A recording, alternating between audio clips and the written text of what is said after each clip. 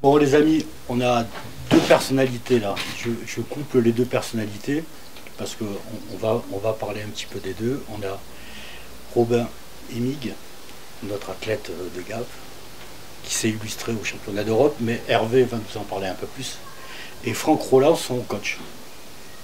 Parfait. Donc on profite, en fait, on profite d'Ancel, on profite de ce stage Horizon pour, j'ai envie un petit peu de mieux te connaître, Robin, parce que si je t'avouerai que tu es passé un petit peu en dessous de mes radars, mais quand j'ai vu ce que tu avais fait au championnat d'Europe, je me suis dit waouh, quand même. Voilà. J'ai regardé un petit peu ta fiche, je regardais que c'est pas parti de rien, puisque des années précédentes, pareil, tu excellais, tu as eu une 3e place aux Europes, une 2e là. Ouais. Comment tu as vécu cette saison-là? Comment tu as vécu cette médaille? Alors cette saison même, toute on va dire la saison hivernale et estivale, c'était vraiment une saison de refin. Une année de reprise. Comme tu disais, j'avais déjà fait une 3e place en junior, sur des Europes juniors. Et depuis, c'était en 2019, donc on est en 2023, ça faisait 3-4 ans où c'était vraiment la galère et j'avais pas vraiment refait des championnats de France, pas refait de sélection, quoi que ce soit. Parce que beaucoup de blessures et voilà, donc ça a pris pas mal de temps. Et c'est rentré dans l'ordre, on va dire, début de saison hivernale dernière. Donc septembre, octobre, ça allait bien. Et après, novembre, décembre, on a fait ce qu'il fallait. On a même fait un stage, il y avait Hervé qui était là, à Miramas. C'était le stage Ligue. Et après, on a enchaîné sur la saison hivernale. Donc bonne reprise. Je bats mon record de la première compétition. Je le rebats, je crois, la compétition d'après. Et après, il y a quoi? Championnat de France Espoir. Et les élites, tout ça se passe un peu moins bien. Mais déjà, une bonne saison de reprise, on était content. Rien que de pouvoir sauter, d'avoir pu battre un record. Voilà, je sais pas ce que tu en penses, mais déjà, l'hiver, l'hiver, on était content. Je m'étais pas fait mal, parce que aussi l'objectif, c'était pouvoir continuer sur une autre saison. Donc voilà. Et cet été, certainement encore mieux que cet hiver. Même si, comme d'habitude, on a eu des petites galères. Un coup, ça casse une perche, donc ça fait perdre 2-3 semaines. Donc on rate un concours, 2 concours. Ça se dérègle un peu en course, tout ça. Mais on a quand même réussi à faire un gros boulot en prépa, que ce soit sur la course, le saut et en prépa physique. Donc vraiment, on va dire qu'il y avait ce qu'il fallait. Et c'était pas vraiment sorti avant les championnats de France Espoir. J'avais fait une fois 55. Une autre fois 45. Ouais, c'est un peu tourné. J'avais fait un mauvais concours juste avant les France où je saute 5,30 m ou 35, donc pas top. Et c'est sorti le jour des France, donc nickel. Parce que la sélection aux Europes c'était pas gagné, quoi. On n'était pas assuré. Donc il fallait faire dans les 2 premiers aux espoirs, même si c'était largement atteignable, hein, mais on sait jamais, le jour du championnat ça se passe mal et ils vous mettent de côté. Donc du coup. La vie d'athlète, c'est pas un long fleuve tranquille en fait. Hein. Ouais, voilà, là, même en étant, j'étais 1er ou 2e au bilan espoir, je crois, en français. Ouais, en France, vous êtes premier ex-aequo avec Baptiste. Ouais, voilà. Et ben, en réalité... Hervé, un ancien stagiaire, ça fait quoi d'avoir un... Ça impressionne, hein. Quand on atteint des niveaux comme ça à la perche. Quelle est ta progression là? Tu as commencé la saison, tu étais à combien? 5,50? J'étais à 5,50 avant l'hiver. Cet hiver, j'ai fait 63 et plus 65. Et cet été, seulement 71. Donc c'est bien. On voulait faire dans les 80. Mais comme la fin de saison était un peu difficile, là, les France, ça marche bien. Et puis aux Europes, je me fracasse un peu sur mon dernier saut. Donc fin de saison un peu difficile. On a sauté aux élites, mais on savait quand même une médaille aux élites. Ça fait une médaille aux élites totalement inattendue. Parce que y a pas de paire, tout ça, mais je fais médaille aux essais. Donc on prend. Et dernier concours en Allemagne, là où ça s'est pas très bien passé, mais c'était, on va dire qu'on connaît la cause de ces performances. Franck, tu es coach sur le club de Gap, ouais. le GH2A. Ça fait longtemps que vous êtes ensemble, tous les deux?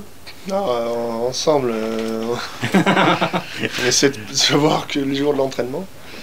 Mais oui, ça fait depuis minime 1 ou minime 2. que j'entraîne Robin. Mhm. Et on a commencé sur des choses assez générales, hein, comme on fait avec les minimes. Puis on a fait de la perche. On a fait un premier concours à 1,80 m. Et puis après c'est parti. Et... Perpétuelle progression au fur et à mesure. Ouais, il n'y a pas une chaque année, même les années de blessure, il n'y a pas une année où ça n'a pas progressé. C'est toi qui l'as orienté Non, Robin, pas ou du tout, parce que c'était la perche On qu'il avait était en sur- tête? on déjà était sur les combinés plus tôt, puisque moi avant j'entraînais le demi-fond, puis il y avait, quand je suis un peu parti, puis je suis revenu, il y avait déjà un entraîneur de demi-fond, donc j'avais aucune raison d'entraîner le demi-fond. Et je me suis dit bah, je vais faire des combinés et puis de la perche, puis bon, la porte d'entrée c'était les combinés, puis à la perche ça se passait bien. Puis en en minime 2 ça fait 3,50. En KD1 ça fait 3,90 par là. 13. 3,93 à l'île-sur-Sorgue. Allez sur ça. Voilà. Et puis KD2 5,04. Ça a Entraîner été des le début. athlètes qui arrivent sur des niveaux européens, c'est pas forcément ta spécialité, Franck. Non, ça m'est jamais arrivé. Bah, c'est la spécialité de personne, je pense. Ouais. On a découvert ça en même temps, hein. Mais bon, après, je pense que l'avantage qu'on peut tirer de cette histoire, c'est que finalement, on l'a pris aussi comme une nouvelle expérience, mais sans vraiment changer les choses, quoi. C'est pas parce que c'est un championnat d'Europe ou du monde et peut-être Jeux Olympiques qu'il faut aborder la chose comme quelque chose de très très très spectaculaire, même si ça l'est. Parce que je pense que c'est le meilleur moyen d'être spectateur du truc. Et on s'est dit directement que l'objectif c'était d'être bon aux Europes pour partir sans regretter. Et je connais pas un seul athlète qui va faire une compétition, qui se foire complètement, que ce soit un championnat départemental, régional, national ou international, qui est content d'y être allé et en ayant subi la compétition. Donc, c'est un peu le maître mot qu'on se donne à chaque fois, que ce soit à n'importe quelle compétition et avec n'importe quel athlète que je peux entraîner. Pas de rêver. C'est d'y aller en essayant, en donnant tout. Et puis, si tu as tout donné, il n'y a pas de raison que ça. Tu le suis même dans les championnats internationaux. C'est... Ben, il y en a eu que 2. Mais Donc, voilà, ça pourrait être des cadres de la fédération, par exemple, qui... Ouais, bah moi, c'est vrai que ça me faisait... La première fois, donc à Boras, c'est la première fois que je pouvais vivre un truc comme ça, donc je voulais le vivre pleinement. Donc j'y suis allé, et puis bon, bah, le club m'a aidé, et le comité aussi, donc c'était vraiment sympa de leur part, de me permettre de vivre l'expérience en même temps. Et à Espoo, là, cette année, il y avait les franches jeunes en même temps. Donc j'avais des athlètes qualifiés, donc j'étais sur les franches jeunes. Et puis je suis parti le samedi soir pour être le dimanche en Finlande.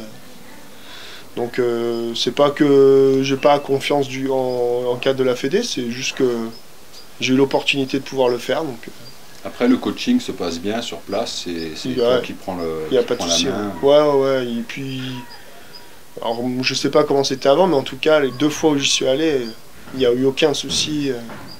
Au contraire, quoi, ils sont plus à dire bah, vas-y, tu le vois tout le temps.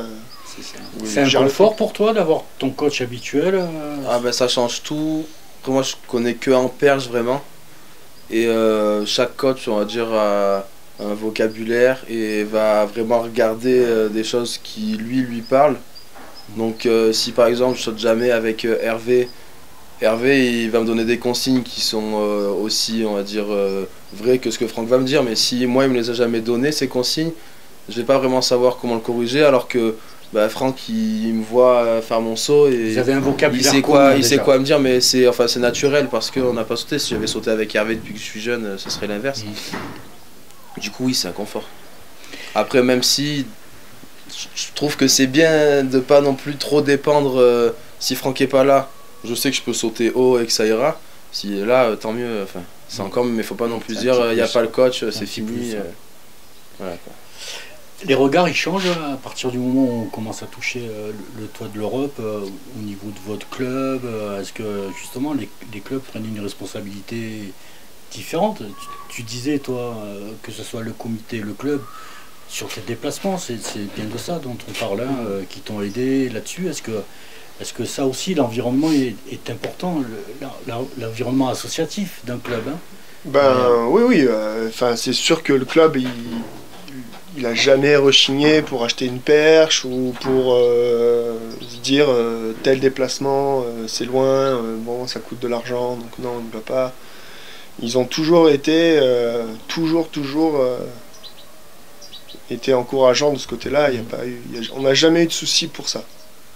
Ouais, donc de ce côté-là, on n'a rien à reprocher au club, au comité ou même à la ligue qui aide, je crois, un peu Robin par ailleurs. Donc non, on n'a pas rien à dire.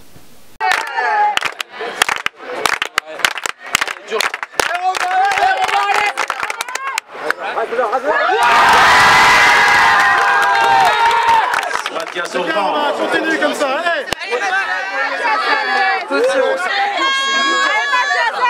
Tu passes dessus, c'est bon. Dimitri Kachanov, 5 meters 36. Ouais, il passera pas. Je suis pas inquiet, il passera pas.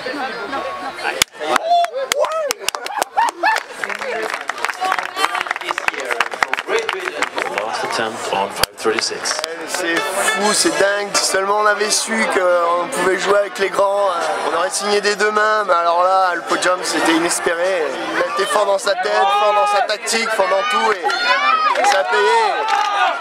Et c'est tant mieux. Je ne pouvais pas espérer mieux. C'est beaucoup de satisfaction et beaucoup de force pour l'année prochaine. Et c'est super d'avoir fait ça.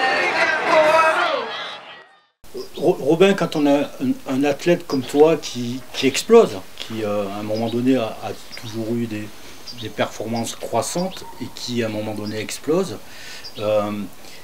c'est quoi le lien qu'il faut avoir avec son club? Comment on arrive à garder, à prendre sa place, à garder une place, à modifier sa place par rapport au club? Comment tu arrives à équilibrer les choses là-dessus? Je dirais que prendre sa place par rapport au club, ça se fait assez naturellement. Enfin, moi, je sais que je suis au club depuis que je dois avoir peut-être 5 ou 6 ans. Je suis au club à Gap, donc je me suis jamais dit je vais essayer de me faire ma place. Enfin, c'est vraiment naturel. Et après, pareil, sur la relation avec Franck ou même tous les autres entraîneurs que j'ai eu avant. On est à Gap, donc c'est quand même assez petit, on se connaît. C'était même quand j'étais jeune un peu plus, on va dire, familial. Donc vraiment bonne ambiance, tout le monde connaît, on va dire, tous les entraîneurs, donc ça se passe bien. Et par rapport au club plus précisément, le club quand il voit qu'il peut garder des athlètes, ça fait 10 ans ou même plus qu'il a des athlètes qui sont là, présents. En général, que ce soit moi ou même les jeunes là qu'on avait en mini mais en cadet, ils sont tous super investis. Donc que ce soit pour coacher parce que forcément on n'a pas des tonnes et des tonnes de coachs pour les jeunes ou pour juger en compétition, pour plein de choses. Donc les jeunes, ils sont vraiment, le club encourage vachement à s'engager, on va dire, dans la vie associative du club. Tu deviens une référence par rapport au club. Tu dois motiver d'autres. Les jeunes qui arrivent, qui voient Robin, je parle au coach là, à Franck, Robin, ça doit être un exemple, je pense, au sein du club. Ouais, je pense chez les petits. Chez les petits, ouais. Chez les petits. Ils doivent te regarder. Ouais, mais je me suis rendu compte de ça à un moment où, déjà quand je suis rentré des Europes la première fois, il y en avait qui étaient venus, qui m'avaient sauté dans les bras, ils étaient en mode ouais et tout. Et j'étais en mode ah ouais quand même, même les petits, ils étaient vachement jeunes, donc je dis ils sont au courant. Ils sont fiers, ils doivent être fiers aussi. Et puis après là dernièrement, après cette année-là, même quand on vient de demander un autographe à la fin d'un concours ou des conneries comme ça, c'est pas grand-chose, mais du coup ça permet de se rendre compte, de se dire quand même, voilà quoi, il y a un petit... ça met quelque chose ça a de un petit plus. impact et les gens, voilà, c'est ça. Ça met quelque chose de plus. Ça motive. Ça motive. Ça commence à être de la notoriété, hein, ouais, c'est ça. À ce niveau-là, commence à avoir une petite notoriété.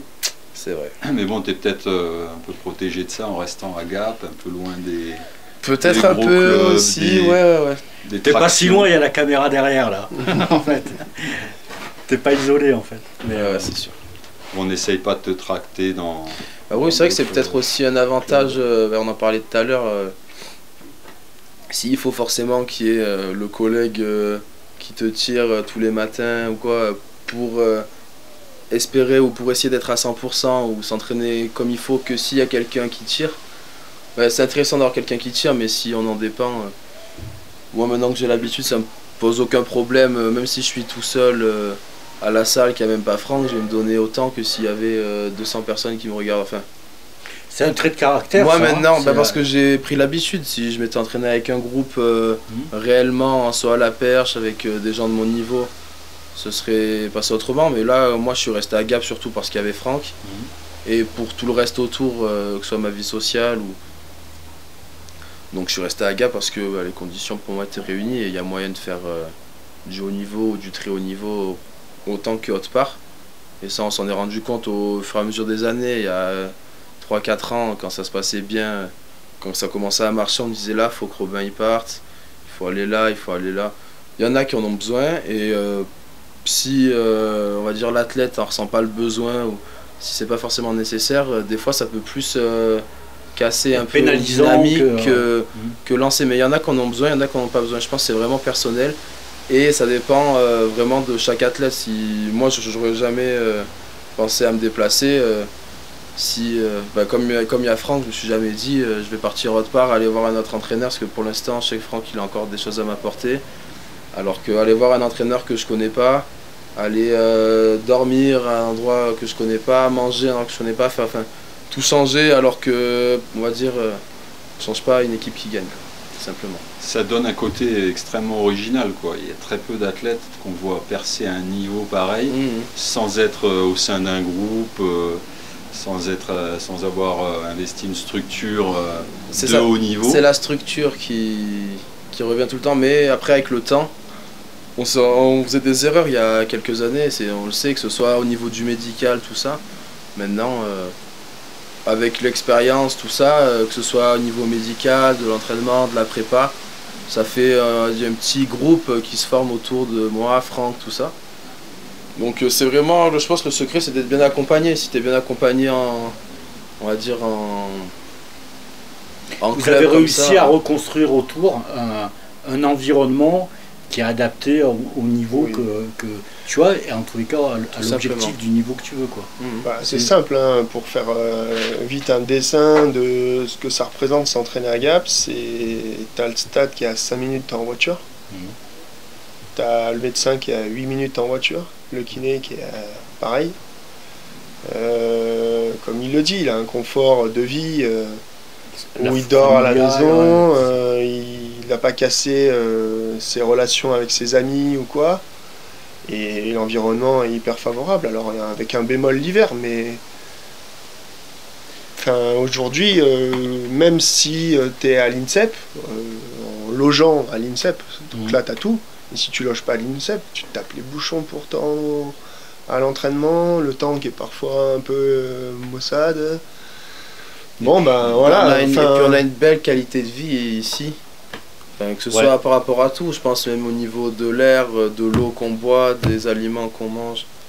Même si c'est pas ça qui fait tout, hein. Mais petit à petit, voilà, c'est ce qu'on aime entendre en fait, de ne pas casser son environnement dans lequel on s'épanouit parce qu'on y est bien, parce qu'on aime être à cet endroit. Et ça, on a tellement entendu d'histoires d'athlètes qui ont quitté leur environnement, leur ville, pour ensuite se retrouver un petit peu dans un univers qui leur plaisait pas, et ça marche pas. C'est dur. Donc ça, c'est intéressant d'entendre ça, parce que c'est rare. C'est un autre format qui est pas inintéressant, et d'avoir un témoignage de réussite comme ça, c'est pas inintéressant de l'avoir. Là, tout à l'heure, tu vas être confronté à nos stagiaires. C'est minime. Eh ouais, mais ça te fait quoi, toi? C'est une forme de transmission? Moi ça me fait plaisir avant tout. En plus, comme vous êtes à Ancel, juste à côté de chez nous, ça nous fait plaisir de venir et de transmettre. Moi, j'ai jamais fait les stages minimes, ambition, donc je connais pas trop, j'étais pas venu ici le faire. Mais après en cadet, j'ai eu la chance d'en faire, en junior aussi, en espoir. Et c'est vraiment des super moments où, en général, ils nous envoyaient pareil, 1 ou 2 sportifs de haut niveau qui nous expliquaient ceci, cela. Après, il y avait le soir les petites réunions sur le sommeil, la nutrition. Et en soi, ça apporte vachement de choses et ça permet de prendre de l'expérience. Et à chaque fois, on va dire ces moments d'échange comme on faisait avec... je sais que j'ai déjà dû en faire peut-être avec Thibaut Collet, ou des fois il y avait Renaud qui venait, qui disait 2 mots. Et quand t'es jeune, c'est toujours intéressant de... Voilà quoi, c'est la réalité, le mec il te dit... il dit ce qu'il a vécu lui, et c'est clairement c'est de l'expérience pure. Sur cette compète, en général? C'est vraiment très bonne compète. Comme je le disais tout à l'heure, les conditions elles sont top. Donc rien à dire. Moi j'étais quand même plutôt en forme. Je manque 75, donc un peu frustré, ça me sort du podium.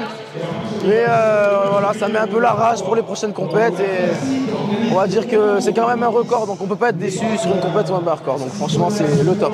T'enchaînes les records sur les derniers jours. Ouais, c'est ça. Là, à Bordeaux, le dernier concours, j'ai aussi battu mon record. Là encore record de 2 cm, donc ça confirme la perf. Est-ce que tu peux revenir sur les prochains objectifs? Prochain objectif, alors vendredi prochain on va à Miramas. Donc c'est un meeting basique, on est quelques-uns. Je sais qu'il y a les Chinois et les Japonais, il y a Valentin, il y a certainement Kevin Meyer aussi. Donc on est quelques-uns, ça va un peu jouer. On va aller tenter 70 encore, de toute façon tant que ça passe pas, on va y aller. Et ensuite il y a les France Espoirs qui sont encore à Miramas et les France Élites qui sont à Clermont. Okay. Voilà.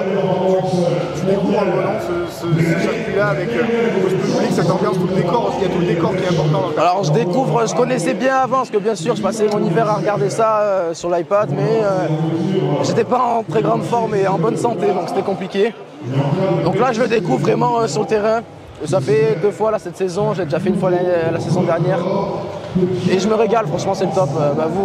Tout le monde le ressent pareil à mon avis, on finit ces soirées, on est content quoi. On s'est régalé avec les collègues, tout ça, c'est le top. On peut te sauter quoi pour la suite? On peut me sauter quoi? Ouais.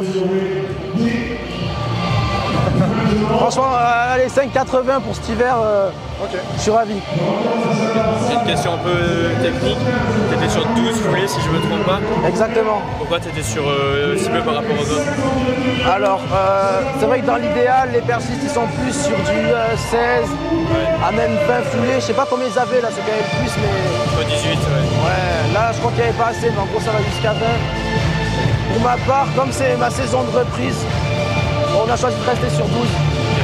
Donc je pense qu'on va rester sur 12 jusqu'à la fin de la saison. Peut-être prendre 14 s'il y a vraiment un truc à jouer, mais on reste sur 12. Il y a moyen de sauter sur 12 et cet été, on prendra les perches au-dessus, la course d'élan du dessus. Et on va vraiment jouer sur ce qu'il faut. On peut espérer encore une bonne marge de progression en prenant plus de perches. Ouais, c'est ça qui est bien, ça nous laisse de la place quand même sur plein de choses, sur les perches, l'élan, le saut même techniquement, il y a des trucs à peaufiner. Et voilà, la forme est là donc c'est top. Qu'est-ce qu'il y a au sein du saut même à perfectionner encore? Ouais, je dirais peut-être un peu, surtout de la régularité et ma liaison là, course-saut qui peut être un peu mieux. Et bien sûr, ouais, je pourrais du coup ça, on va dire que j'aurais un peu meilleur temps de perche, tout ça. Robin Hennig au pied de son Everest, au pied de son record personnel, 5,63 m pour la très belle histoire de la soirée en direct sur Athlé TV. Depuis le Start Perche de Bordeaux, c'est lui qui est en tête pour l'instant. C'est lui qui peut améliorer de 13 cm son record, et sur ce que l'on a vu sur le saut précédent, il peut le faire, il va le faire. L'athlète de Gap Hautes-Alpes Athlétisme, vas-y, c'est maintenant qu'il faut tout aligner. Mais oui, Robin Hennig au record personnel ce soir à Bordeaux. Énorme performance pour le haut alpin qui met 13 cm à son record personnel. Mais c'est énorme, il est sur une autre planète.